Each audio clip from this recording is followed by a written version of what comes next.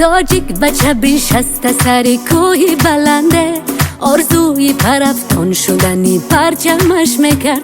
آن کودکی آرزو آور امروز جوان است، ناموسی فوتبالی وطن در سینه نشان است. میدان از دل است، تاجیک بچه شهر است، در تن لباسی ملی و در سینه‌اش مهر است. میدان از دل است، تاجیک بچه شهر است، در تن لباسی ملی و در سینه‌اش مهر است. هدف هدف گل گل، امروز ایدی فوتبال.